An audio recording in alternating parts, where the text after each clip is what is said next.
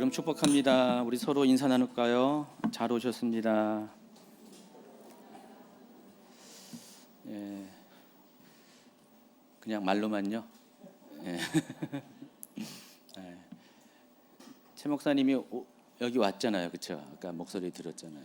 근데 아직은 허리가 꼿꼿하게 오래 서 있기가 힘들어서 그래서 일단은 오늘까지는 제가 하고 주일날은 또 내일 상태를 봐서 그렇게 하도록 하겠습니다. 허리가 중요합니다. 최 목사님이 이제 허리 다치고 나서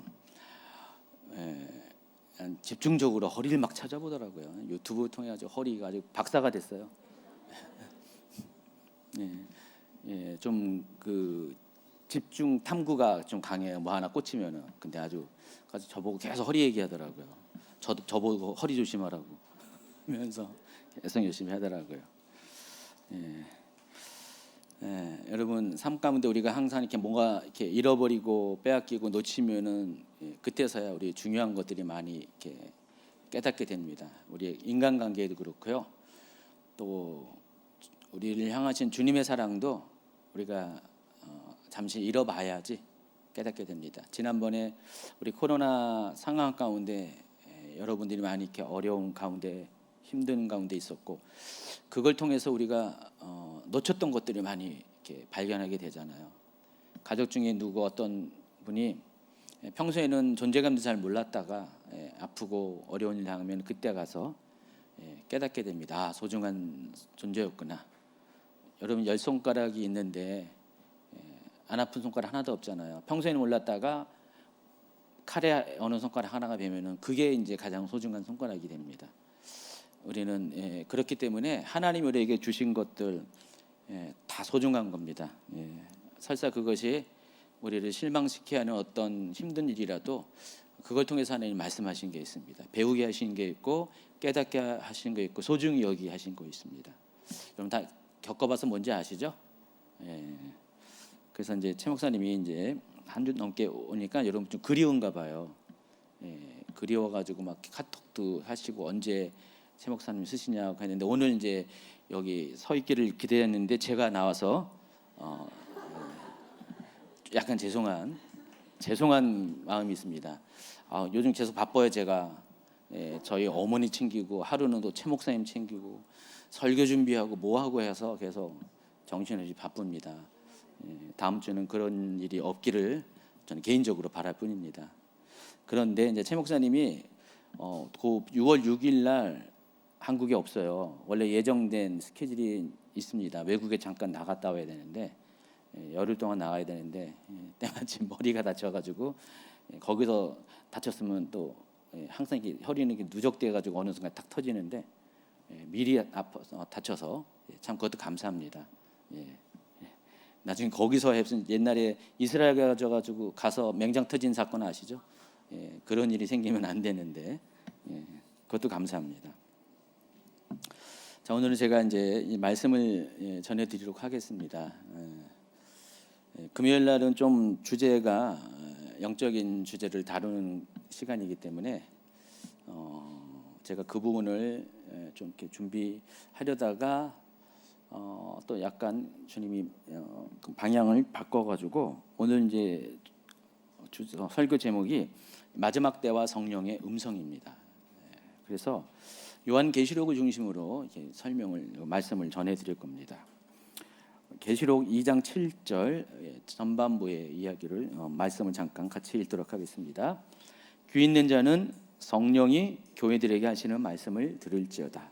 여러분 손으로 한번 귀가 있는지 한번 생각해 보세요. 찾아보세요. 귀가 있습니까? 그 귀 말고요. 영적인 귀, 영적인 이야기를 들을 수 있는 귀가 있는 분들은 성령이 교회들에게 여러분에게 하시는 말씀을 듣기 바랍니다. 여러분 성령의 음성을 듣는 분이십니까? 어떻게 듣는지 오늘 말씀을 통해서 여러분이 확인하게 될 겁니다. 계시록 2장과 3장에는요 예수님께서 사도 요한을 통해서 소아시아 7교회의 리더들에게 보낸 편지가 소개되어 있습니다. 여러분 계시록에 언급된 7교회 모두는요 사도 요한이 감독하던 교회였습니다. 그러니까 사도 요한의 목회적 그 영향권 안에 있는 그런 교회들이었습니다. 그러니까 사도 요한이 에베소에는 머물러 있지만은 에베소만 목회하는 것이 아니라 그 소아시아의 7교회들, 지금 편지하는 모든 7교회들이 사도 요한의 그 목회 그 영역 가운데 있는 교회들이었습니다.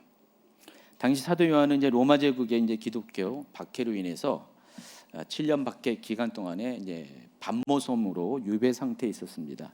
이때 예수님께서 사도 요한에게 나타나서 7교회들에게 전할 메시지를 주셨습니다. 사도 요한은 예수님께서 자신에게 주신 메시지를 기록한 후에 우체부를 불렀습니다. 택배를 불러가지고 이 전달자의 손에 들려서 이 반모섬에서 출발해서 가까운 에베소 교회를 시작으로 여러분 이게 그림에 보신 것처럼 지도에 보시는 것처럼 북쪽으로 서머나 교회, 또 그 위에 버가모 교회, 동쪽으로 가면은 두아디라 교회, 또 약간 밑으로 가면 사대 교회, 그리고 빌라델피아 교회, 마지막으로 라오디에 교회, 이렇게 편지를 전달하게 했습니다. 하나의 편지를 가지고 계속해서 전달자가 에베소부터 쭉 돌아가죠. 시계 방향으로 빙 돌아가서 아마 라오디게아 교회 편지를 전달한 다음에 다시 반모섬으로 돌아갔을 확률이 큽니다. 이 순서는요, 그냥 어쩌다가 이 순서로 간 것도 아니고 정교하게 이 순서로 간 것도 아니고 당시의 여행자의 여행 경로를 따라서 이렇게 돌아간 겁니다. 5번 슬라이드를 보여주세요. 5번 슬라이드 보시면은 바로 이제 그 지역이에요. 지금 소아시아 7교회가 있는 지역인데 지금 에베소는 보이죠? 맨 왼쪽에 에베소 보이고 저기서 이제 바다 약간 서남 쪽이 반모섬입니다. 그러니까 배를 타고 에베소 간 다음에 보시면 알겠지만은 여러 가지 이렇게 산맥들이 많이 있습니다. 큰 산들이 많이 있어서 지금 길들이 어디 따라서 연결되냐면 골짜기를 따라서 길들이 연결되어 있어요. 그럼 북쪽으로 해서 해안을 따라서 서머나 버가모로 갔다가 거기서 이제 약간 동쪽으로 두아디라 교회로 가면은 골짜기를 따라서 길이 연결되어 있습니다. 그래서 이렇게 골짜기를 따라서 사대, 빌라델피아, 또 오른쪽에 라오디게아 보이나요? 라오디게아 보니까 히에라폴리스만 보이네요. 라오디가 있네요. 라오디게가 있습니다. 거기까지 골짜기를 따라서 형성된 길을 따라서 간 다음에 다시 또 골짜기를 따라서 저렇게 에베소로 돌아가서 또 반모섬으로 갈 확률이 많습니다. 자, 이와 같은 경로를 따라서 7교회의 편지를 전하게 된 겁니다. 그러면 7교회는요 1세기 당시 소아시아 지역에 실존했던 교회들입니다. 가상의 교회가 아니라 실존했던 교회들이고 또 동시에 마지막 때 존재할 교회들의 유형입니다. 그러니까 마지막 때에 어떤 교회들이 있는가를 하나님께서는 그 소아시아 7교회를 통해서 우리에게 미리 나타내 보여주셨다는 것입니다. 따라서 이 예수님은 7교회에 보내는 메시지를 통해서 마지막 때의 교회들이 어떻게 행할 바를, 마지막 시대에 어떻게 행할 바를 가르쳐 주십니다. 자, 7교회 모두 두 가지의 공통적인 문구가 발견됩니다. 귀 있는 자 그리고 이기는 자라는 문구가 공통적으로 발견되는데 여러분 계시록 그 2장 또 3장에 쭉 보면은요 각 교회들마다 7개 교회들마다 똑같이 빨간 글씨로 써 있는 것처럼 한번 다시 읽습니다. 귀 있는 자는 성령의 교회들에게 하신 말씀을 들을지어다. 이 말씀이 똑같이 실려져 있습니다. 한 교회도 빠짐없이. 계속해서 다음 장 쭉쭉 넘겨 보시면은요, 계속해서 모든 교회들마다 이와 같은 이야기가 반드시 언급됐다는 사실을 알 수가 있습니다. 또 이와 동시에 이기는 자가 되라. 또 이기는 자에게는 이러한 상급이 있을 것이다라는 이야기가 또 이렇게 나와 있습니다. 보시면은 이기는 그에게는 내가 하나님의 낙원에 있는 생명나무의 열매를 주워 먹게 하리라. 에베소 교회에게 하신 말씀이고요. 이기는 자는 둘째 사망의 해를 받지 않으리라. 서머나 교회. 이기는 그에게는 내가 감추었던 만나를 주고 흰돌을 줄 것이다. 버가모 교회. 이기는 자와 끝까지 내 일을 지키는 그에게 만국을 다스리는 권세가 줄 것이다. 두아디라 교회. 이기는 자는 흰 옷 입을 것이다. 그 이름은 생명책에서 결코 지우지 아니할 것이다. 사대 교회. 이기는 자는 내 하나님의 성전이 기둥이 되게 할 것이다. 빌라델피아 교회. 마지막으로 이기는 그에게는 내가 내 보좌에 함께 앉게 하여 줄 것이다. 라오디게아 교회. 여러분, 그래서 이 7교회는 모두가 귀 있는 자는 성령이 교회들에게 하시는 말씀을 들어야 되고 또 이기는 자가 되어야 됩니다. 누군가 마지막 때는 어떻게 살아야 됩니까? 라고 묻는다면 요한계시록은 이런 답을 합니다. 첫 번째는 성령의 음성. 귀 있는 자는 성령이 교회들에게 하시는 말씀을 들으십시오. 또 이기는 자가 되십시오. 이렇게 요한계시록은 말을 합니다. 마지막 때의 교회와 성도들은요, 이기는 자가 되어야 됩니다. 그리고 이기는 자가 되기 위해서는 성령이 교회들에게 하시는 말씀을 들어야 합니다. 그럼 마지막 때 이기는 자가 되어야 될 이유는 분명합니다. 이기는 자가 되지 않으면은 환난과 심판의 때를 통과할 수 없어요. 또 하나님 나라에 들어갈 수가 없기 때문에 그렇습니다. 그리고 이기는 자가 되기 위해서는 반드시 성령의 음성을 들어야 합니다. 그럼 마지막 때에는요, 이전 세대와 비교할 수 없는 정말 모진 핍박과 환난이 임하게 될 겁니다. 한 개인이 자신의 능력으로 그 어려운 시기를 이겨낸다는 것은 너무나 어려운 일일 것입니다. 그래서 그와 같은 시기를 이기는 자가 되기 위해서는, 그 시기를 통과하는 자가 되기 위해서는 반드시 성령의 음성을 들어야 한다는 것입니다. 오늘 이제 성령의 음성에 대해서 어떻게 성령의 음성을 듣는가를 이제 설명할 거예요. 특별히 마지막 때의 관점에서 소개할 건데, 그래서 마지막 때를 준비하는 깨어있는 성도들은 성령의 음성을 들을 줄 알아야 되고 또 들을 수 있는 방법을 알아야 된다는 것입니다. 그런데 여러분이 아마 이 얘기를 하면은 아마 은사적인 측면에서 성령의 음성을 듣는 법을 기대할 겁니다. 자, 그 부분은 이제 최 목사님이 다 이야기를 했기 때문에, 평소에 많이 이야기하기 때문에 여러분 다 아실 거고요. 저는 이제 은사적인 측면만 말하는 게 아니라 좀 더 포괄적으로 전체적인 범위에서 마지막 때에 특화된 성령의 음성 듣는 법을 3가지로 소개할 겁니다. 이 첫 번째, 우리가 성령의 음성을 들으려면은요, 기록된 성경 말씀을 통해서 성령의 음성을 들어야 돼요. 계시록 1장 1절부터 3절까지는요, 계시록이 어떤 책인지에 대해서 설명이 나오는데, 곧 계시록의 성격과 내용 그리고 기록 목적이 다음과 같이 기록되어 있습니다. 한번 같이 읽습니다. 계시록 1장 1절부터 3절 시작. 예수 그리스도의 계시라. 이는 하나님이 그에게 주사 반드시 속히 일어날 일들을 그 종들에게 보이시려고 그의 천사를 그종 요한에게 보내어 알게 하신 것이라. 요한은 하나님의 말씀과 예수 그리스도의 증거 곧 자기가 본 것을 다 증언하였느니라. 이 예언의 말씀을 읽는 자와 듣는 자와 그 가운데 기록한 것을 지키는 자는 복이 있나니 때가 가까움이라.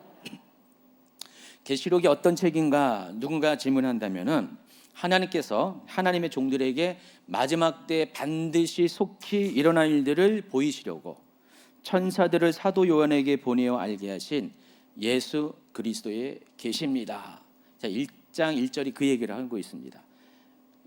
하나님께서 하나님의 종들에게 마지막 때를 준비하게 하기 위해서 천사들을 사도 요한에게 보내어서 알게 하신 것인데, 그 내용은 예수 그리스도께서 주신 계시라는 것입니다. 다시 말해서 예수 그리스도께서 열어놓으신 마지막 때에 대한 정보라는 것입니다. 그래서 요한계시록을 보여주신 계시의 주체는 예수님이세요. 그러니까 예수님께서 마지막 때 이런 일들을 있을 것이라고 펼쳐 보여주셨다는 것입니다. 물론 그 모든 것들을 주신 분은 하나님이시고요. 그리고 2절에는요, 그 계시록의 내용, 그러니까 예수 그리스도의 계시의 내용이 어떤 것인가, 하나님의 말씀 또 예수 그리스도의 증거라고 기록이 되어 있습니다. 자, 이것을 증언했다라는 것입니다.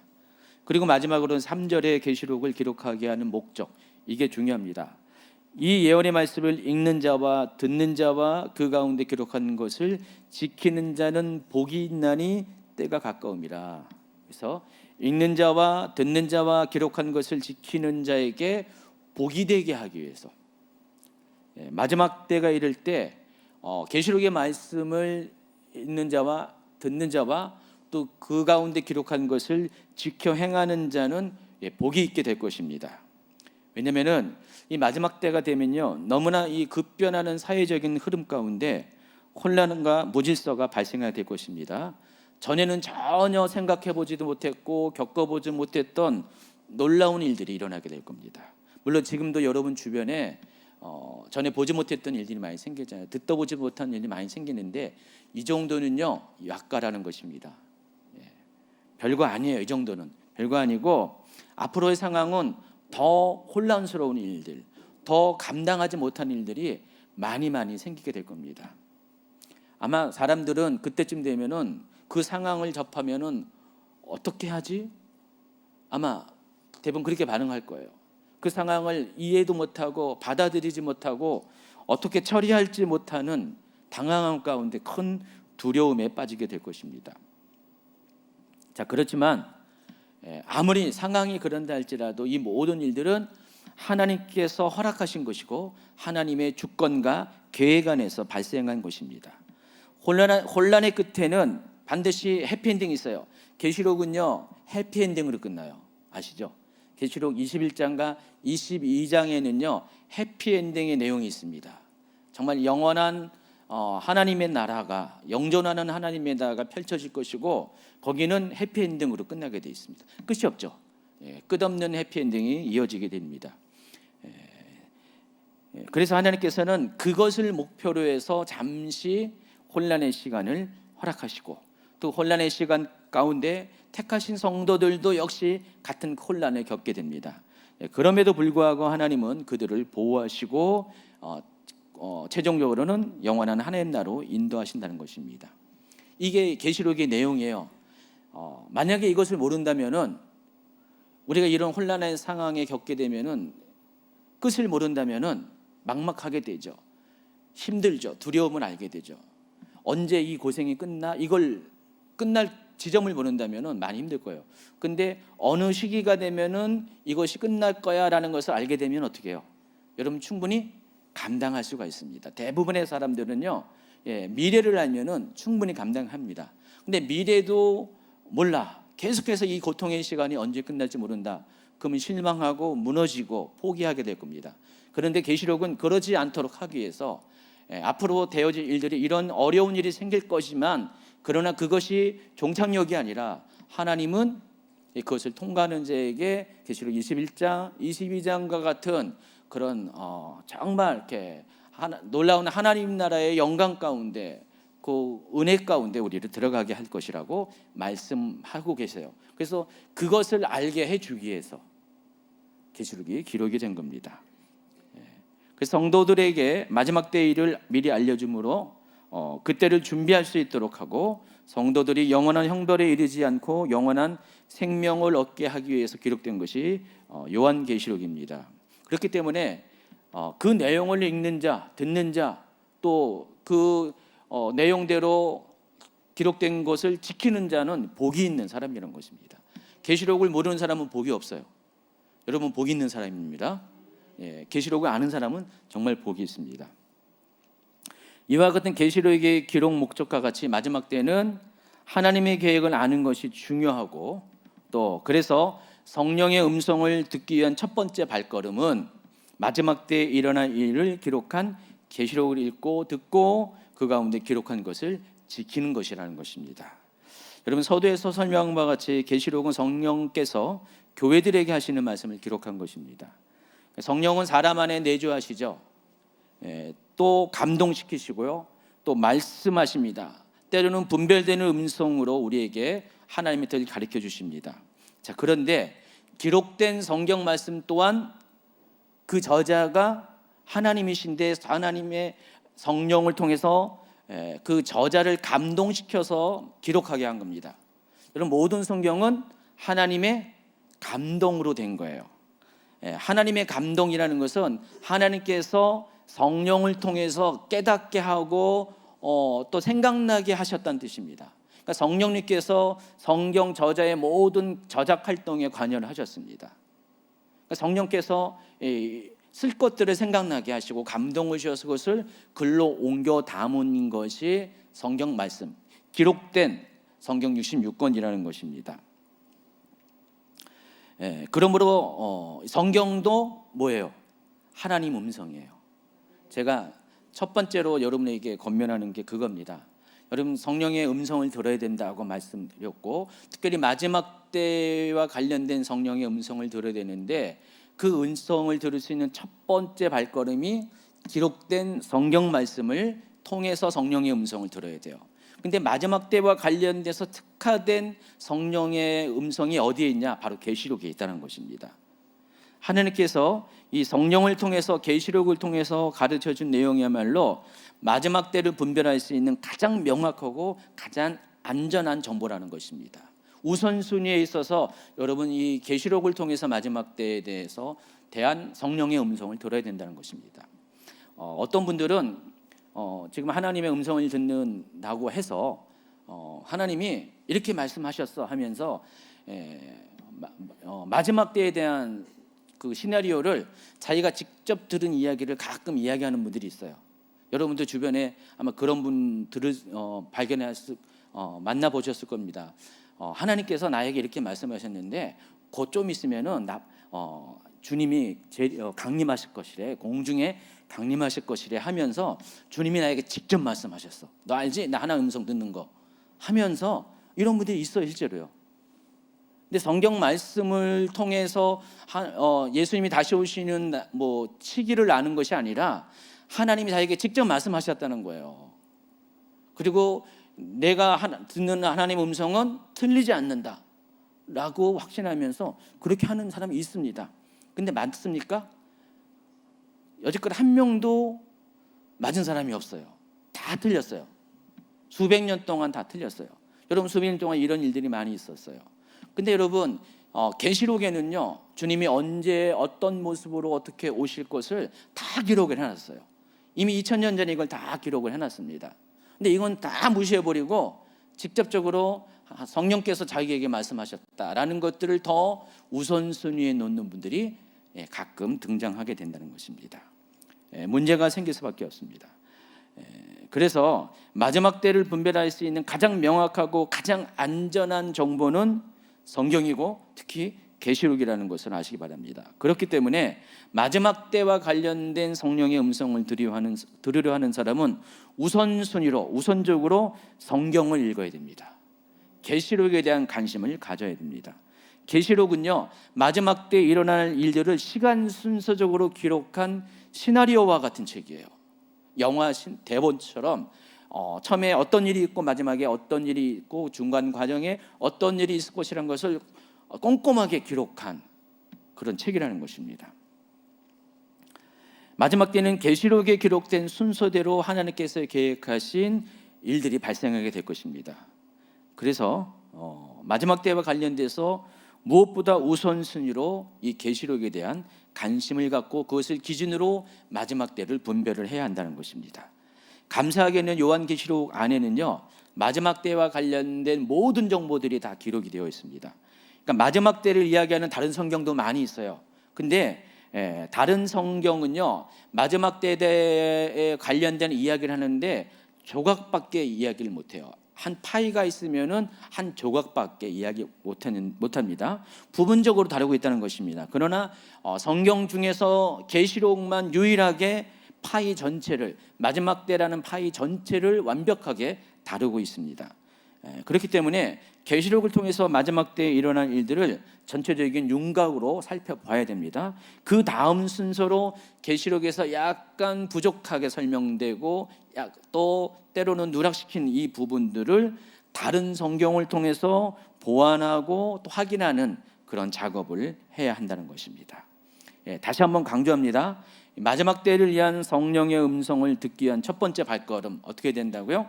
마지막 때에 일어날 일들을 기록한 계시록을 읽고 듣고 또 그 가운데 기록한 것을 지켜야 한다. 첫 번째, 마지막 때와 관련된 성령의 음성을 듣는 법입니다. 이 같은 순서를 무시하고 개인적인 음성에 의존하는 것은 여러분을 하여금 자칫 잘못된 길로 가게 하고 망하게 하는 지름길이라는 것을 아시기 바랍니다. 마지막 때와 관련된 성령의 음성을 듣기 두 번째 발걸음, 시대의 흐름을 분별하는 것입니다. 여러분, 마지막 때를 분별하는 성령의 음성은 시대의 흐름을 분별하는 걸 통해서 우리가 들을 수가 있습니다. 물론 지금 여지껏 계시록을 통해서 성경 말씀을 통해서 우리가 마지막 때에 관련된 성령의 음성을 듣는다고 했어요. 우리가 직접 우리의 내면의 귀로 듣는 건 아니죠. 그렇죠? 그리고 마찬가지로 시대의 흐름을 분별하는 것도 내면의 음성으로 직접 듣는 건 아니에요. 그렇죠? 간접적인 간접적으로 듣는 것입니다.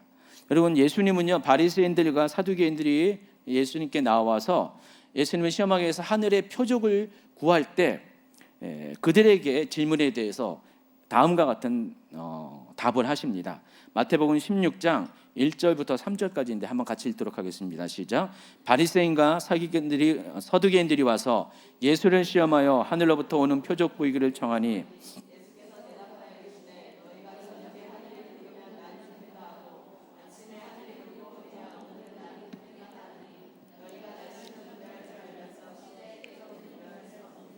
시대의 표적을 분별할 것을 지금 강조하고 계십니다. 누가복음 12장에서 비슷한 말씀하십니다. 외식하는 자야 너희가 천지의 기상은 분간할 줄 알면서 어찌 이 시대는 분간하지 못하느냐. 그래서 마태복음 24장에는요 그 시대의 표적에 대해서 기록을 했습니다. 마지막 때 일어날 징조들을 기록하고 있습니다. 마태복음 24장 1, 2, 3절 같이 있습니다. 예수께서 성전에서 나와서 가실 때 제자들이 성전 건물들을 가리켜 보이려고 나오니 대답하여 이르시되 너희가 이 모든 것을 보지 못하느냐? 내가 진실로 너희에게 이르노니 돌 하나도 돌 위에 남지 않고 다 무너뜨려지리라.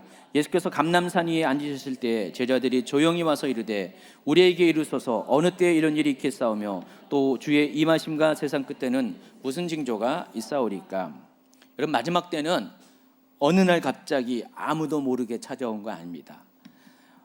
허리가 다친 것은 어느 날 갑자기 이런 거 아니라고 하더라고요. 누적됐대요. 기미가 보인 거예요. 징조가 보였습니다. 조금씩 징조가 있었는데 그걸 못 알아차린 거예요. 그럼 여러분, 알아차리면 어떻게 돼요? 조심해야 되죠. 똑같아요. 마지막 때는 어느 날 갑자기 찾아오는 게 아니라 마지막 때가 임하기 전에는 반드시 그것을 감지할 만한 어떤 움직임을 하나님께서 우리에게 나타내 보여주신다는 것입니다.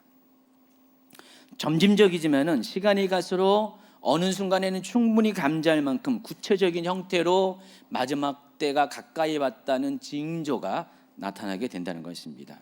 그래서 사람들은 그걸 보고 이제 곧 예수님이 다시 오실 것이다 라는 생각을 하게 된다는 것입니다.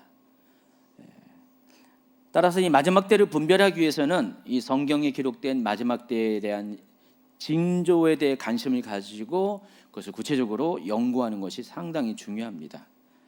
그런 의미에서 예수님은 마태복음 24장에서 마지막 때 일어날 징조들을 가르쳐 주시는 것입니다.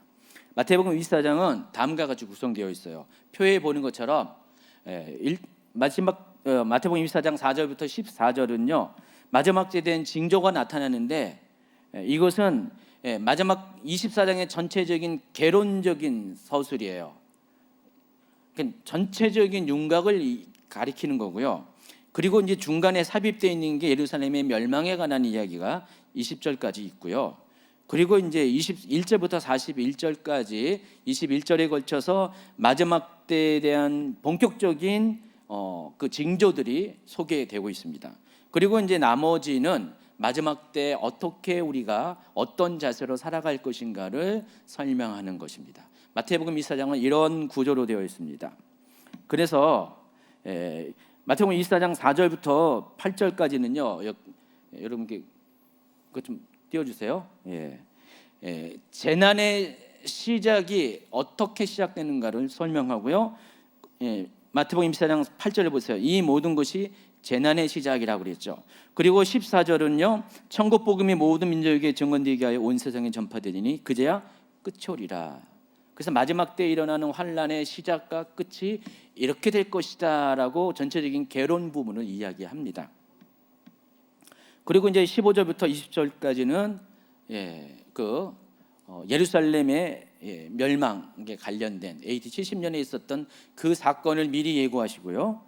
그리고 21절부터 41절까지 아까 제가 설명한 것처럼 마지막 때 일어날 환란의 구체적인 이야기들이 이렇게 나옵니다. 그래서 21절과 22절은 환난에 대해서 경고가 나옵니다. 한번 같이 읽어볼까요? 이는 그때 큰 환난이 있겠습니다. 창세로부터 지금까지 이런 환난이 없었고 후에도 없으리라. 그 날들을 감하지 아니하면 모든 육체가 구원을 얻지 못할 것이나 그러나 택하신 자들이하여 그 날들을 감하시리라. 그리고 23절부터 27절까지 보면은 주된 내용이 사람이 미혹에 관한 이야기가 쭉 나옵니다. 이것은 이미 앞서서 24장 5절에 나와 있는데 그건 이제 개론적인 이야기고 이건 구체적으로 더 구체적으로 이야기를 하고 있다는 것입니다. 그리고 28절부터 31절까지는 천지지변 또 주의 강림 성도의 휴거와 관련된 마지막 때에 일어날 중요한 사건들을 소개하고요. 그리고 32절부터 36절까지는 무화과 나무의 비유를 통해서 마지막 때에 임할 상황이 어떤 모습으로 임할 것인가 소개를 합니다. 그리고 37절 이하에는 노아의 때와 같이 마지막 때도 그와 같이 임할 것이다 라는 또 이야기를 하고 있습니다. 그리고 마지막으로 42절부터 마지막 때를 어떻게 준비할 것인가에 대해서 이렇게 쭉 이야기하고 있습니다. 여기 두 가지 제가 빨간 글씨로 기록된 거, 그러므로 깨어 있어라. 마지막 때는 깨어서 준비해야 됩니다. 두 번째, 너희도 준비하고 있어라. 마지막 때가 오는 것을 주님 맞을 준비를 하고 있으라. 두 가지로 요약이 된다는 것입니다. 그래서 마지막 때는 이제 다음과 같은, 제가 소개하는 다음과 같은 순서로 각각의 사건들이 일어나게 됩니다. 제가 8가지를 소개할 겁니다. 첫 번째, 마지막 때가 온 것을 어떻게 알 수 있냐? 마지막 때가 왔다는 것을 성령께서 여러분에게 가르쳐 주신다는 거예요. 계시록을 통해서 가르쳐 주셨죠. 그리고 이제 징조를 통해서 일어나는 현상을 통해서 마지막 때가 가까웠다라고 가르쳐 주신다는 거예요. 이게 성령께서 여러분에게 그걸 깨닫게 해준다는 거예요. 첫 번째는 사람의 미혹이 있다는 것입니다. 예수께서 대답하여 이르시되 너희가 사람의 미혹을 받지 않도록 주의하라 그랬습니다. 여러분 잘 보시면 알겠지만 사탄의 미혹이 아니라 마귀의 유혹이 아니라 사람의 미혹이에요. 사람이 여러분을 미혹한다는 것입니다. 그래서 마지막 때는요, 사탄에 의해서 악한 도구로 쓰임을 받는 사람들이 믿는 자들을 미혹해서 믿음에서 떨어지게 할 겁니다.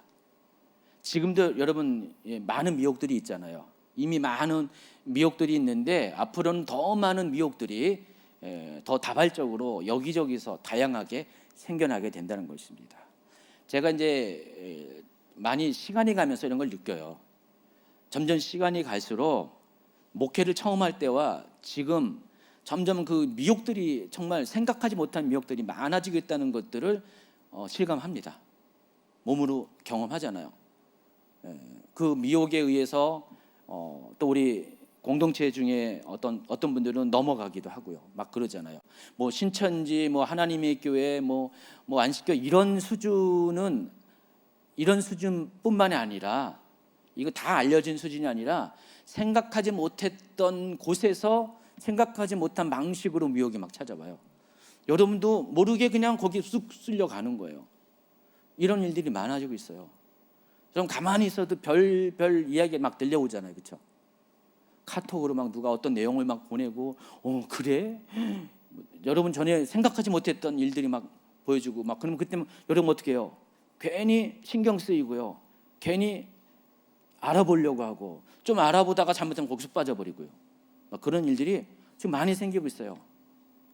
이게 잠시 잠깐 있을 일이 아니라 앞으로 계속 일어납니다. 더 많이 일어날 거예요. 그러니까 여러분은 언제든지 미혹에 노출되어 있는 사람들이라는 것을 아시기 바랍니다. 여러분 바이러스에 노출된 것처럼 여러분 지금 노출되어 있어요. 마스크 쓰고 계시잖아요. 꼭 이 부분에 대해서 마스크 쓰고 계세요. 못 들어오게 손도 씻고요. 항상 이런 귀도 씻고요. 못 들어오게 이런 미혹의 소리들, 미혹의 움직임들, 미혹의 손길이 여러분을 타지 못하도록 조심하고 또 조심해야 돼요. 이렇게 얘기해도요, 또 어떤 일이 생길지 몰라요. 저는 정말 이렇게 아주 절감합니다. 여러분들 뭐 상황을 아신 분들은 충분히 제가 뭔 말하는지 아시죠? 근데 저는 다 알잖아요. 다 알기 때문에 이게 심각하다는 사실을 충분히 여러분에게 말할 수가 있습니다. 두 번째는요, 전쟁입니다. 마지막 때를 분별할 수 있는 두 번째 징조가 전쟁입니다. 마태복음 24장 6절, 난리와 난리 소문을 듣겠으나 너희는 상가 두려워하지 말라. 이런 일이 있어야 돼. 아직 끝은 아니리라. 민족이 민족을, 나라가 나라를 대적하여 일어날 것이다. 물론 전쟁은 늘 끊임없이 있었고, 지금도 여러분, 러시아가 우크라이나를 침범한 것이 저는 좀 믿기지 않지 않습니까? 그 푸틴이라는 사람이 좀 미치지 않고선 저렇게 하나라고 할 정도로 굉장히 이상한 행동을 하잖아요, 그렇죠? 공공공역의 핵전쟁도 막 이야기하고요, 그렇잖아요. 웃기잖아요. 요즘 같은 시대에 그렇게 전쟁을 그와 같은 방식으로 일으킨다는 것은 정말 상식적이지 않잖아요. 푸틴만 그럴까요? 앞으로 그런 일이 또 생긴다는 것입니다. 그리고 마지막 때가 되면은요, 전 세계적인 전쟁의 소용돌이가 일어나게 될 겁니다.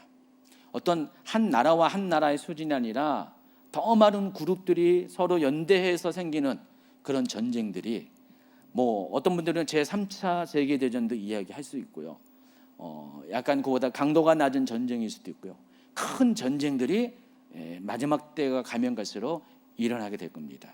정말 말도 안 되는 일들이 일어나게 된다는 것입니다. 여러분, 우리가 오랫동안 평화를 누리고 있잖아요. 지금 한국전쟁이 일어난 후에 70년 동안에 아직 우리나라는 전쟁이 없어요. 근데 다른 외국 보면은 정치적으로 안정되지 못한 나라는 끊임없이 전쟁이 있습니다. 우리도요, 전쟁이 있을 수가 있어요. 지금 전쟁이 없는 이유가 뭘까요? 하나님이 대한민국을 보호하셨기 때문에 그래요. 교회가 있고 성도들이 있고 또 이 교회를 통해서 대한민국을 통해서 할 일이 있기 때문에 하나님이 지금 우리를 보호하신 거죠. 만약에 여러분이 정말 이렇게 하나님 보시기에 쓸모가 없는, 정말 이렇게 믿음이 다 까먹고 정말 하나님을 대적하는 그런 나라와 민족이 돼버리면요, 하나님이 그 방어의 그 벽들을 물리칠 수가 있어요. 그러면 한국은 금방 전쟁이 일어납니다. 그래도 더 감사한 거는 뭐 우리 교회만 해도요, 화요일 날, 수요일 날 계속해서 나라를 위해서 기도하잖아요. 중보하잖아요. 여러분 개인적으로 기도할 것이고요, 또 중보팀에서도 나라와 민족을 위한 기도는 1순위를 하고 있잖아요. 이게 별거 아닌 것 같죠? 종교적인 형식 같죠? 아닙니다. 각 교회들이, 각 성도들이 이런 것을 해오기 때문에 이것이 우리 민족이, 우리나라가 전쟁의 소용돌이 들어가지 않도록 울타리가 되고 있는 겁니다. 하나님은 일하고 싶어도 동역자가 없으면 안 하시거든요. 우리가 지금 동역자 역할을 하고 있기 때문에 전쟁이 안 일어나고 있다는 것을 아시기 바랍니다. 어쨌든 간에 우리나라는 이렇게 보호를 받지만은 앞으로 시대가 가면 갈수록 이 전쟁은 계속해서 끊임없이 일어날 것이고, 정말로 사람들이 마지막 때인 것을 부인할 수 없는 정도의 그런 전쟁으로 인한 혼란한 시대가 도래오게 될 겁니다. 그럼 그때 가서 사람들이 정말로 마지막 때구나라는 것들을 인정하게 됩니다. 세 번째가 대기근. 성경에는 대기근이 있을 것이라고 했는데 현대 용어로 말하면은 경제 위기가 찾아오게 된다는 것입니다. 여러분, 이 경제 위기는 늘 있었어요. 근데 이 20세기, 21세기 들어서 그 규모가 커지기 시작합니다. 이제는요, 전 세계가 한 나라가 경제가 잘못되면 그 나라로 끝나는 게 아니라 전부 다 네트워크로 연동되어 있기 때문에 한 나라가 경제가 문제가 있으면 다 파생됩니다. 지금 우크라이나 전쟁 때문에 당장 뭐가 문제가 있습니까? 전 세계적으로 물가 상승, 인플레이션 때문에 힘들어하고 있잖아요. 우크라이나가 세계 3대 곡창지대 중에 하나입니다. 밀 생산을 세계에서 세 번째로 많이 생산하는 것인데, 근데 수출을 못하고 있잖아요. 밀값이 오르죠, 또 콩값이 오르죠, 하다못해 식용유까지 요즘 사재기할 정도로 콩이 부족해가지고, 그리고 경유값, 살다 보니까 경유값이 리터당 2,000원이 넘는 거는 여러분 상상이나 해봤습니까? 제가 옛날에 그레이스 몰 때 리터당 300원이었는데 그런데 지금 2,000원이에요. 지금 인플레이션이 지금 각 나라마다 지금 골치 아파요. 지금 코로나 때는 부동산 빚값 상승 때문에 문제였는데 지금 전쟁이 터지니까 인플레이션 때문에 문제예요. 인플레이션이 되니까 또 당장 뭐가 문제입니까? 금리가 올라오고 있잖아요. 지금 물가 잡으려고 금리가 올라가지고 엊그저께도 금리가 올랐어요. 우리 교회도 지금 대출을 받아서 이 건물을 샀는데 얼마 전에 그 6개월마다 변동금리라서 다시 세팅이 됐는데 조금 올랐는데 300만 원이 올랐어요. 6개월 뒤에 또 이제 오르게 되면 또 이제 오를 거예요. 우리 장로님이 가서 잘 이렇게 설득해가지고 올라간 거 조금 낮추고 막 지금 막 그렇게 하고 계시고 막 그러는데 전체적인 흐름은 뭐 어쩔 수 없잖아요. 옛날에 IMF 때 뭐 대출 이자가 30%막 이랬었잖아요. 그래서 그때 난리 났었잖아요. 지금 영끌족이라고 영혼을 끌어서 집을 사는 사람들 있었잖아요. 이제 지금 뭐 매매도 안 되죠. 또 금리가 오르죠. 그럼 아주 이중고로 고생하게 됩니다. 아마 우리 중에도 있을 수도 있어요. 죄송합니다. 그런 분의 이 복장을 제가 지금 긁어서 죄송하는데 그런 일들이 있습니다. 한 나라가 전쟁한 건데 지금 그런 일이 생기는 거예요. 그러니까 지금 앞으로 만약에 우크라이나 러시아 문제인데 만약에 더 경제 규모가 큰 나라들이 이런 일이 생기면 어떻게 됩니까? 중국, 미국 이런 문제면 전 세계가 과거에는 생각하지 못했던 경제 공황에 빠지게 됩니다. 정말 이렇게 경제 체력이 약한 나라는 다 무너질 것이고요. 모든 국민이 가난해질 것이고요. 먹지 못하고 그런 일이 생길 것입니다. 이게 다 사인이에요. 작은 징조에 해당하는 겁니다. 그래서 앞으로 정말 마지막 때가 되면요, 이것들이 모든 전 세계 모든 나라와 민족에 다 영향을 끼쳐가지고요, 작은 수준이 아니라 고인플레이션. 여러분 계시록에는요, 계시록 6장에는요 그 이야기가 나와 있어요. 제가 계시록은 굳이 인용 안 했는데 계시록에는요 그 인플레이션에 대한 이야기가 나와 있어요. 과거에는 밀 한 대가 얼마였는데 얼마큼 올랐다. 1600% 올랐나? 제가 그때 계시록 강의할 때 계산해 드렸죠. 제가 기억하기엔 1600% 정도 되는데 인플레이션이 1600%, 16배가 오르는 그런 일이 생긴다고 성경에 기록이 되어 있어요. 그런 일들이 생기게 될 겁니다. 그리고 누가복음에는요 전염병이 있을 것이라.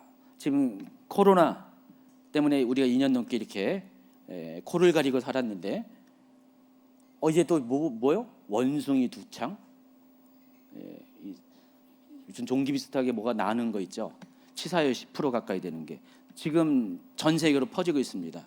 근데 뭐 이 원숭이 두창의 원인이라기보다도 퍼지는 게 주로 남성 동성애자 중심으로 퍼지고 있다고 합니다. 근데 이런 일이 생각지도 못한 이런 일이 또 있고요. 더 많은 그런 바이러스들이 앞으로도 많이 이렇게 인류들을 괴롭히게 될 겁니다. 이거는 뭐라고 약가라고요. 별거 아니에요. 근데 정말 마지막에 임박한 그때가 되면요, 이 코로나19와는 게임이 안 되는 아주 더 강력한 바이러스가 전 세계를 휩쓸 것이고 정말 전 세계 인구의 많은 사람들을 죽이게 할 겁니다. 치사율이 뭐 몇 퍼센트 수준이 아니라 몇십 퍼센트의 그런 전염병이 창궐하게 될 겁니다. 그리고 다섯 번째는요, 믿는 자들에 대한 박해가 일어날 것입니다.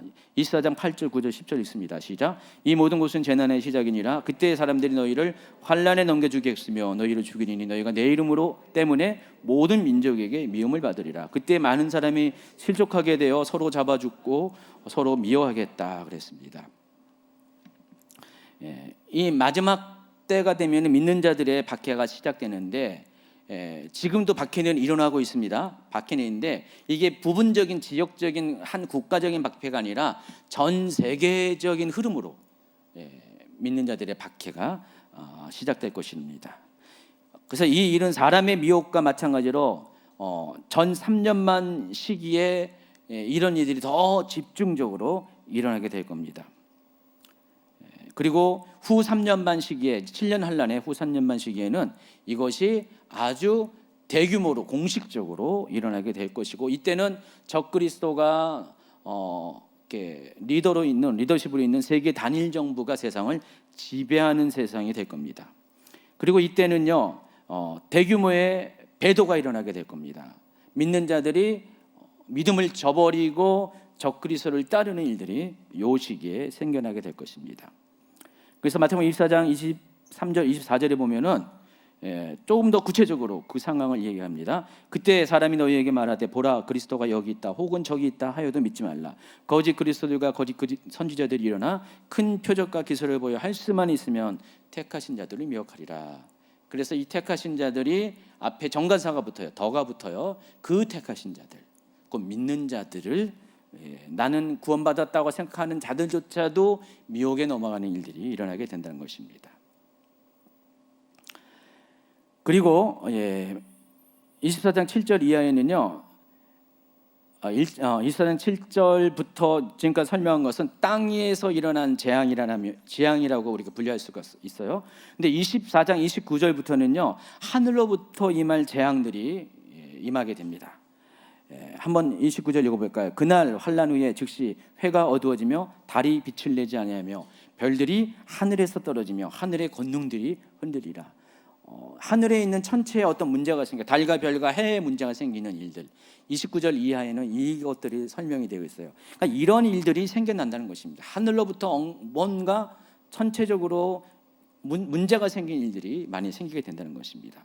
그리고 14절에 보니까 천국 복음이 모든 민족에게 증언되기 위하여 온 세상에 전파되리니 그때야 끝이 오리라. 그래서 복음 전파가 전 세계적으로 완료가 되면은 그때 가서 세상에 정말 마지막 때가 오게 된다는 것입니다. 예수님의 재림이 그때 임하게 된다는 것입니다. 그래서 여러분 아시다시피 이렇게 선교학에서는요, 선교 쪽에서 이렇게 연구하시는 분들은요, 미전도 종족의 복음화율을 계속 데이터를 계산합니다.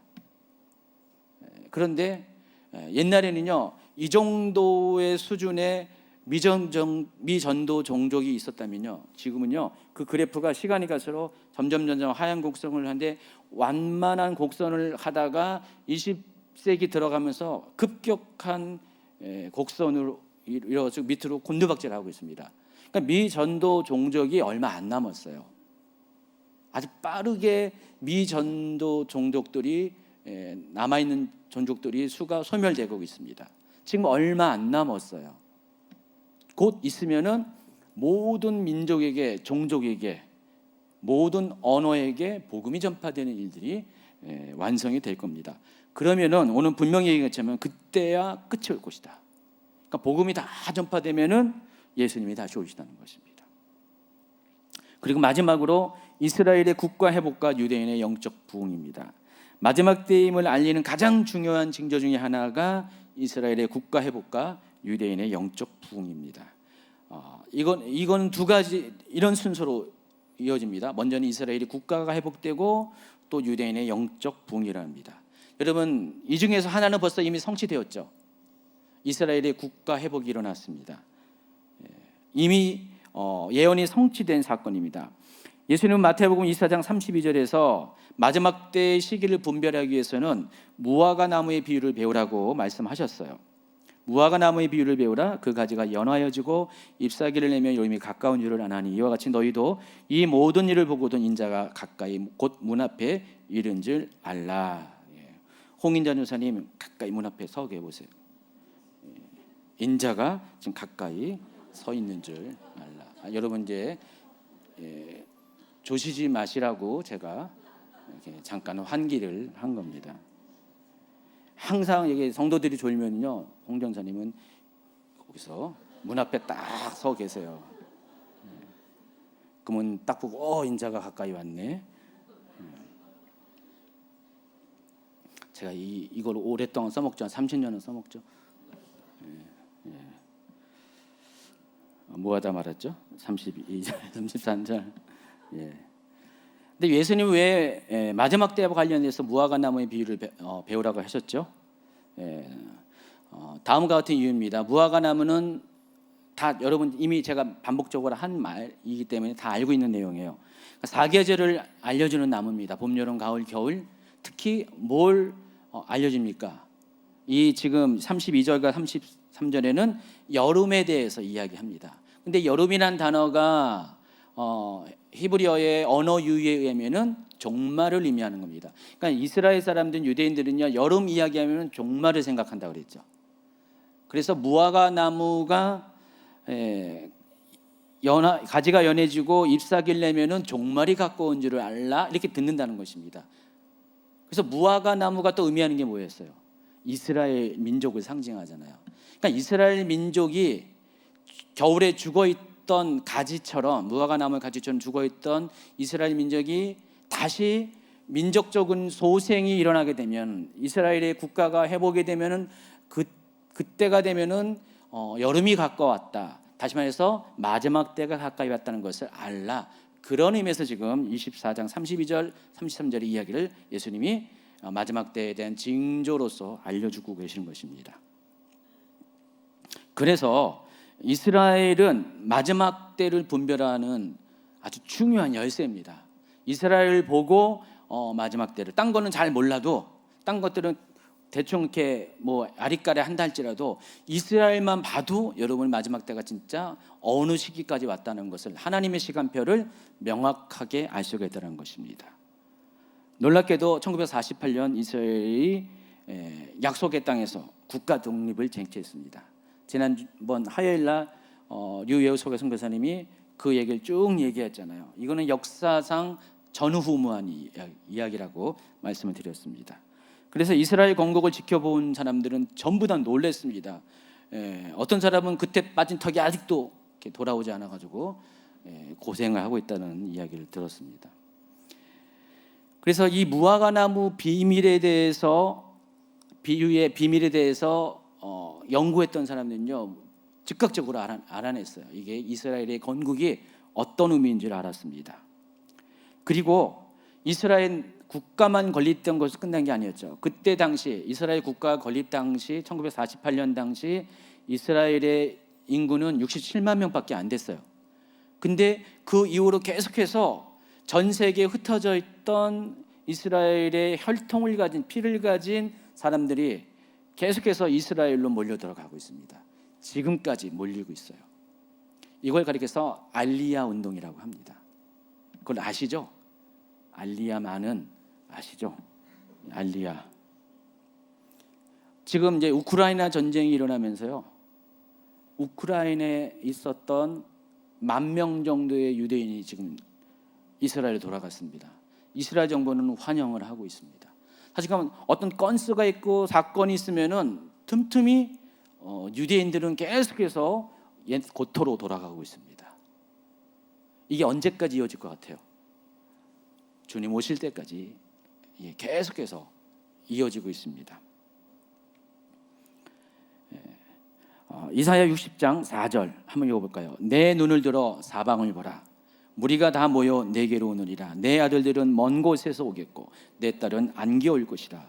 또 11장 11절 그날에 주께서 다시 그의 손을 펴사 그의 남은 백성을 아스루와 애굽과 바드로스와 구스와 엘람과 시날과 하맛과 바다 섬들에서 돌아오게 하실 것이라. 여호와께서 열방을 향하여 기치를 세우리니 이스라엘의 쫓긴 자들을 모으시며 땅 사방에서 유다의 흩어진 자들을 모으시리니. 이게 예수님 당시에는 이런 일이 없었어요. 근데 지금 일어나고 있습니다.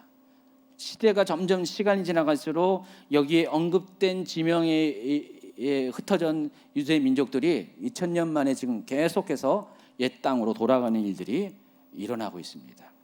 이스라엘 건국도 굉장히 어메이징한 건데 이것 또한 말도 안 되는 일이라는 것입니다.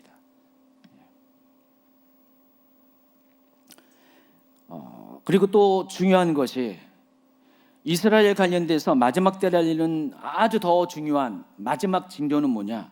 유대인 가운데 예수 그리스도를 믿는 메시아로 믿는 사람들이 많이 생겨나고 있습니다. 이들을 가리켜서 메시아닉 주라고 합니다. 메시아를 믿는 유대인의 뜻이죠. 2018년 현재 제가 2018년 데이터를 갖고 있는데 지금 약간의 변화가 있겠죠. 약 300여 개의 메시아닉주 교회와 3만 명 정도의 메시아닉주 성도들이 이스라엘 내에 지금 믿음 생활을 하고 있습니다. 그리고 해외에 있는 디아스포라 유대인 중에서 25만 명이 지금 메시아닉 주와 같이 예수 믿는 유대인으로 지금 바뀌었습니다. 여러분, 유대인들은요 어디에 살든지 간에 자기 고유의 전통과 관습과 종교까지 변하지 않고 고수하고 있습니다. 어느 나라에 가도요 그냥 똑같이 회당을 짓고 거기서 살고 있어요. 변하지 않는다는 것입니다. 근데 그런 유대인들이 지금 예수를 믿는 믿음의 공동체 안으로 들어가고 있습니다. 일반 이방인 예수 믿는 교회로 들어가기도 하고요. 또 자기들끼리 예수 믿는 그럼 만약에 미국이라면 거기에 예수 믿는 교회를 유대인 공동체를 세우기도 하고요. 자, 그런 일들이 지금 일어나고 있습니다. 근데 이런 일들이 몇십 년 동안 계속 일어나고 있는데 점점 가속도를 붓고 있다는 것입니다. 근데 이것은 시작에 불과해요. 로마서 11장 25절 26절을 한번 읽어보겠습니다. 형제들아 너희가 스스로 지혜 있다 하면서 이 신비를 너희가 모르기를 내가 원하지 아니하노니 이 신비는 이방인의 충만한 수가 들어오기까지 이스라엘의 더러는 우둔하게 된 것이라. 그리하여 온 이스라엘이 구원을 받으리라. 기록된 바 구원자가 시온에서 오사 야곱에게서 경건하지 않은 것을 돌이키시겠고. 자, 이스라엘 관련된 로마서 9장 10장 11절의 후반부 이야기입니다. 이스라엘의 회복에 대해서 이야기하는 거예요. 근데 보세요. 온 이스라엘이 구원을 받을 것이라 그랬습니다. 일부가 아니에요. 더러가 아니라 온 이스라엘. 하나님의 계획은 그냥 샘플로 몇 명의 사람들을 상기시키기 위해서 우리에게 지금 마지막 때 가까이겠다 사인으로서 몇 명의 일부의 이스라엘의 회복을 보여주는 것이 아니라 이스라엘 모두가 회복되는 것을 하나님은 계획하고 계셨다는 것입니다. 그래서 마지막 때가 되면은 이스라엘이 사람들의 중에서 정말 대부분이 예수를 믿는 일이 생기게 될 겁니다. 믿기지 않죠? 못 믿을 겁니다. 지금은 안 믿겨도 이미 여러분 놀라고 있는데 앞으로 이런 일이 반드시 생겨나게 된다는 것입니다. 자, 지금까지 설명한 것이 마지막 때와 관련된 시대적인 흐름이에요. 징조들이에요. 자, 이 외에도요 사도 바울은요 다음과 같이 마지막 때를 분별하는 시대적 흐름을 알려줍니다. 디모데 후서 3장 1절부터 5절입니다. 한번 같이 읽어볼까요? 너는 이것을 알라. 말세에 고통하는 때가 이르러 사람들이 자기를 사랑하며 돈을 사랑하며 자랑하며 교만하며 비방하며 부모를 거역하며 감사하지 아니하며 거룩하지 아니하며 무정하며 원통함을 풀지 아니하며 모함하며 절제하지 못하며 사나우며 선한 것을 좋아하지 아니하며 배신하며 조급하며 자만하며 쾌락을 사랑하기를 하나님 사랑한 것보다 더하며 경건의 모양은 있으나 경건의 능력을 부인하는 자니. 모두 19가지 언급을 합니다. 이러한 일들이 일어나게 된다는 것입니다. 마지막 때에 대한 이런 시대적인 징조 외에도 사회적인 흐름이 이와 같은 일이 일어나게 된다는 것입니다. 말세가 찾아오게 되면은 사람들이 돈을 사랑하고, 물론 예전에도 사랑했지만 정말 점점점 배금 사상, 배금주의 시대로 점점 가게 된다는 것입니다. 이걸 쭉 보면은 이 내용들을 쭉 보면은 이해가 많이 돼요. 사람들이 요즘 모습을 보면은 과거보다 사람들이 정말 싸나워졌어요. 싸나워졌어요. 아주 교만해졌고요. 감사하지 않고. 여러분 얘기하는 게 아니에요. 여러분 얘기하는 게 아니에요. 원통함을 풀지 않고요. 서로 모함하고. 요즘 정치인들 보면은 정말 그렇잖아요. 하지만 이런 일들이 지금 일어나고 있습니다. 마지막 때로 갈수록 사람들은 하나님 앞에 점점 더 가증한 모습을 보이게 될 겁니다. 하나님이 싫어하는 것은 골라서 하게 될 거예요. 지금도 골라서 하고 있잖아요. 하나님이 싫어하는 일들을, 악법들을 막 세우고 있잖아요. 또 죄에 대해서 전에는 조금이나마 양심의 가책을 느끼는데 앞으로 시간이 갈수록 양심의 가책을 잃어버립니다. 점점 죄에 대한 감각이 무뎌지게 될 것이고요. 죄를 향해서 관성대로 움직이는 일들이 일어나면서 브레이크 장치도 이제 없어지게 될 겁니다. 과거에는 어느 정도 이성적인 브레이크가 작동했는데 지금은요, 브레이크 없는 그런 죄악의 열차를 탄 사람들이 상당히 많이 있습니다. 전에는 자전거 수준이었다면 이제는 열차를 타고 그냥 단체로 그냥 그런 일들을 벌이고 있다는 것입니다. 자, 그런데 이런 와중에 세상은 더 거룩한 자들이 만들어지고 있습니다. 세상은 점점 악해지고 있는데 또 한편으로는 더 거룩한 자들이 지금 생겨나고 있어요. 그래서 시간이 가면 갈수록 세상은 아주 극명해지게 됩니다. 두 그룹으로 극명해지게 됩니다. 정말 악을 사랑하는 자들과 하나님의 말씀대로 경건의 무리 가운데 살려가는 사람들이 생겨나게 됩니다. 그리고 시간이 더 갈수록 이 선이 더 분명해지고 중간에 회색지대가 없어지게 될 거예요. 저는 개인적으로 완전히 이런 분리가 일어나는 어느 시점이 주님이 다시 오실 때가 아닐까라는 생각합니다. 이런 게 있잖아요. 주님이 그 천국에 들어가게 해야 될 사람도 있고 또 심판을 받아야 될 사람인데 아리까리한 사람이 있을 거 아니에요. 아, 이거 어떡하지? 지금 상황에서 그런 사람 많을 거예요. 예수님이 아주 고민스러워. 이거 어떡하지? 천국 보내? 지옥 가? 그런 아리까리한 사람들이 아마 많이 있을 겁니다. 근데 시간이 갈수록 이런 고민이 없어지게 되실 거예요. 정말 둘 중에 하나 될 겁니다. 천국 가든지 지옥 가든지 아주 선이 분명한 시대. 세상은 점점 악해지지만은 한편으로는 점점 거룩과 경건을 추구하는 자들이 구르토이와 같은 사람들이 생겨나게 된다는 것입니다. 이것 또한 시대의 증거라는 것을 아시기 바랍니다. 자, 마지막 때의 성령의 음성을 듣는 세 번째 방법입니다. 기름 부음 안에서 성령의 인도하심을 따라 가는 것입니다.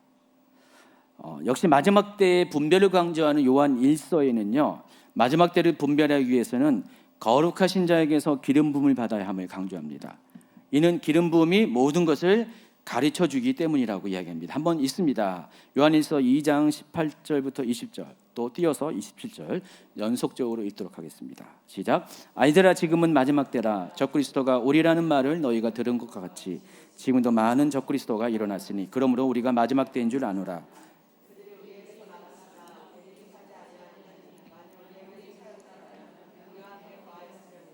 그들이 나간 것은 다 우리에게 속하지 아니함을 나타내려 함이니라. 너희는 거룩한 자에게서 기름 부음을 받고 모든 것을 아느니라.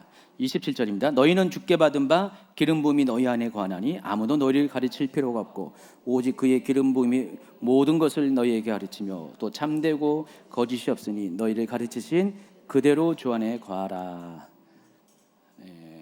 이 기름 부음이라는 단어가 그 헬라 원어가 크리스마입니다. 어떤 분은 여기서 크리스마스가 왔나요? 반은 맞고 반은 틀리는데, 왜냐면은 이 크리스마는 크리오에서 왔습니다. 기름을 붓다라는 단어에서 왔는데 그 기름 부음 받은 자가 그리스도잖아요. 그래서 그리스도의 날이 크리스마스잖아요. 예수님이 탄생하신 날이. 그래서 반은 맞다라는 것입니다. 이 기름 부음을 통해서 우리가 모든 것을 알게 되고 또 기름 부음이 우리가 어떻게 행할 바를 가르쳐 줄 것이다. 언제요? 마지막 때. 여기 써 있잖아요. 아이들아, 지금은 마지막 때라 하면서 이 마지막 때에 기름 부음이 우리에게 모든 것을 알려주고 또 우리가 어떻게 행할 바를 인도해 준다라고 이야기하고 있습니다. 자, 그런데 이 크리스마라고 번역한 이 기름 부음이라는 단어는 여러 가지 각도에서 이해할 수가 있어요. 정말 기름을 붓는 행위, 어노인팅. 여러분, 이게 어노인팅 오일 이렇게 하나라도 묻히면 갑자기 다 압니까, 여러분? 그 기름 부음 받으면 그런 거 아니잖아요. 그래서 이 기름 부음, 이 크리스마가 의미하는 것은 성령님 자체를 의미하는 것으로 이제 봐야 됩니다. 다시 말해서 성령님께서 거룩한 자는 하나님을 가리킵니다. 하나님께서 보내신 성령님을 통해서 여러분은 모든 것을 알게 되고 성령께서 앞으로 되어질 모든 것을 가르쳐 주실 것이다. 그 얘기를 하고 있는 것입니다. 이미 이제 사도 요한이 요한복음에서 예수님의 유언을 이렇게 소개하는데 14장 26절에 보세요. 보혜사 곧 아버지께서 내 이름으로 보내실 성령 그가 너희에게 모든 것을 가르치고 내가 너희에게 말한 모든 것을 생각나게 하리라. 16장 13절 그러나 진리의 성령이 오시면 그가 너희를 모든 진리 가운데로 인도하시리니 그가 스스로 말하지 않고 오직 들은 것을 말하며 장래의 일도 너희에게 알리시리라 그랬습니다. 같은 요한 1서와 요한복음을 기록한 이 사도 요한이 양쪽에서 한 말이에요. 예수님이 계실 때 예수님이 하신 그 유언적인 메시지 가운데 이 얘기를 꺼내고 계신 겁니다. 예수님이. 근데 예수님이 뭐라고 했어요?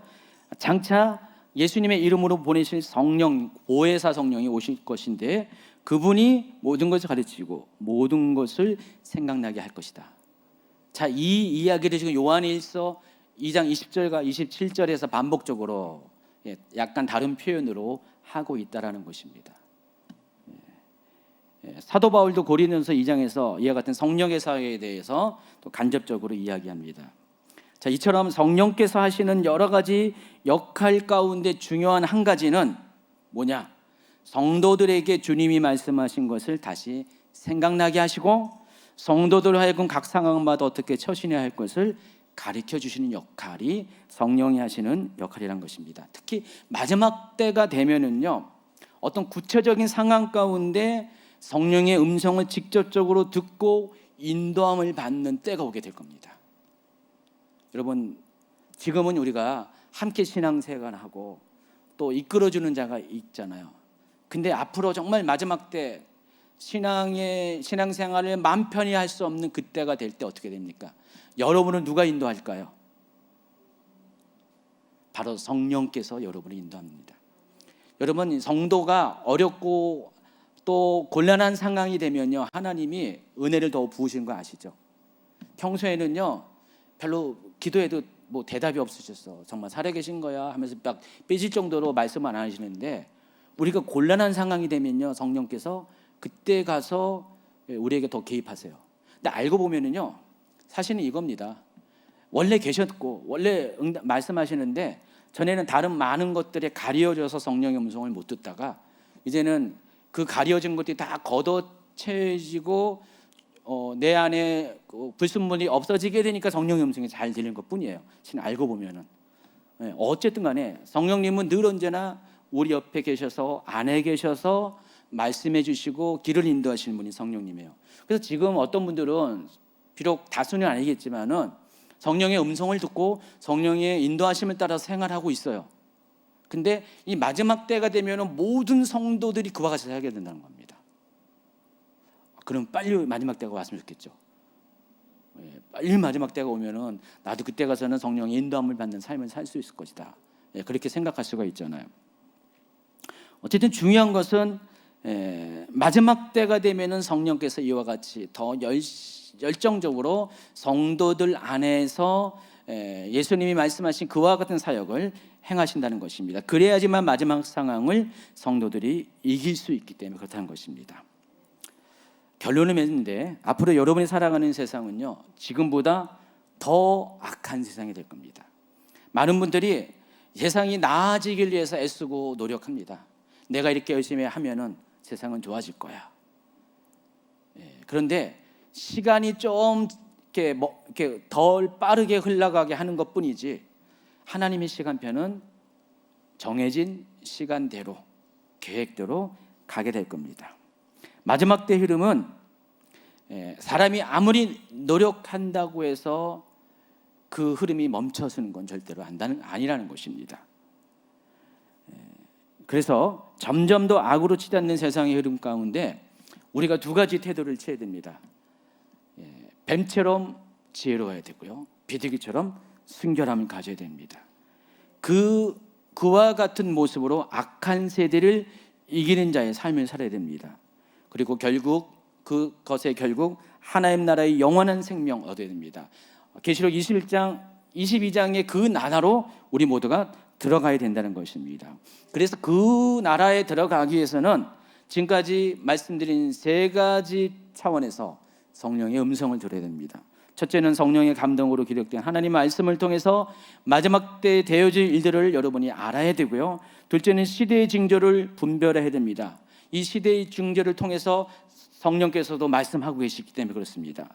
그래서 세상이 되어져가는 흐름을 통해서 하나님의 음성을 들어야 돼요. 주변에 여러분 하나님의 음성을 듣는 배운 분은 아시겠지만은 직접적으로 하나님의 음성을 듣는 것은 여러 가지 하나님의 음성을 듣는 방법 중에 한 가지에 불과하고요. 말씀을 통해서 또 꿈을 통해서 또 어떤 사람들은 주변의 어떤 사건을 통해서 지나가는 사람들의 말을 통해서 하다못해 당나귀 소리를 통해서 구약시대에 있었잖아요. 여러 가지 다양한 루트에 하나님이 말씀하시거든요. 그래서 이 시대의 징조도 하나님이 우리에게 말씀하시는 것입니다. 그리고 세 번째가 직접적으로 내 안에 내주하시는 성령의 음성을 들어야 됩니다. 근데 중요한 것은요, 이것의 순서가 중요한 거예요. 거꾸로 하면 안 돼요. 우선순위가 기록된 하나님의 말씀, 성경 말씀, 이게 가장 오류가 없고 가장 실수하지 않은 아주 가장 정확하고 안정된 성령의 음성이라는 것. 두 번째, 시대의 징조를 통해서 성령의 음성을 듣는 것. 그리고 세 번째, 여러분 안에 내주하시는 성령께서 말씀하신 것들을 들어야 됩니다. 이게 순서가 뒤바뀔 때 문제가 생기는 거예요. 적지 않은 분들이 이 순서를 뒤바꿔 가지고 나 하나님의 음성을 듣는다라고 해서 성령을 체험했다 해서 이걸로 우선순위 둬서 문제가 생기는 경우가 많이 있습니다. 여러분들은요, 절대 그래서는 안 됩니다. 여러분 다 성령이 직접 말씀하신 걸 들으셔야 돼요. 그러나 우선순위에 있어서는 하나님 말씀을 먼저 두고 거기에 맞지 않는, 부합되지 않는 내면의 음성은 가감히 거부하셔야 돼요. 여러분, 악한 것도요, 악한 영도 여러분 잠시 틈을 보이잖아요. 슬며시 와가지고 하나님 것처럼 얘기해요. 창세기 3장에 이미 그런 경험이 있잖아요. 하나님 말씀인 것처럼 속여가지고 뱀이 아담과 하와를 죄에 넘어지게 했잖아요. 그와 같은 일이 지금도 일어나고 있습니다. 그래서 여러분, 이 우선순위를 절대로 놓치지 말아야 된다는 것입니다. 오늘 이제 계시록의 겉면처럼 여러분 귀 있는 자들은요, 성령이 교회들 곧 여러분에게 하시는 말씀을 들으시기 바랍니다. 오늘부터 귀를 열심히 닦으세요. 비늘을 열심히 닦으듯이 여러분의 귀를 청결한 것으로, 여러분의 귀를 깨끗해 하는 것으로 계속 닦으시고요. 하나님의 말씀하신 것들이 잘 들리도록, 전에는 내가 읽어도 깨닫지 못했던 성경 말씀이 막 깨달아지는, 여러분이 영이 깨끗해지면 성경 말씀이 막 깨달으시거든요. 눈에 들어오거든요. 막 은혜가 되거든요. 갑자기 막 무릎이 턱턱 쳐지거든요. 이걸 몰랐네. 내가 수백 번을 성경을 읽었는데 이걸 몰랐네. 막 성경이 정말 달달하는 것이 어떤 의미인지를 알게 됩니다. 여러분 귀가 깨끗해져야 돼요. 그래서 깨끗한 길을, 깨끗한 마음, 깨끗한 길을 갖도록 여러분 애쓰시기 바랍니다. 그리고 하나님께서 말씀하신 것들을 어린아이와 같이 순전함으로, 감사함으로 들으시기 바랍니다. 여러분 이런 것들이 점점 시간이 갈수록 더 좋아져야 돼요. 더 나아져야 돼요. 퇴보하면 안 됩니다. 더 여러분은 성령의 음성을 사모하고 또 성령의 음성을 듣는 여러분이 되셔야 됩니다. 기도합니다.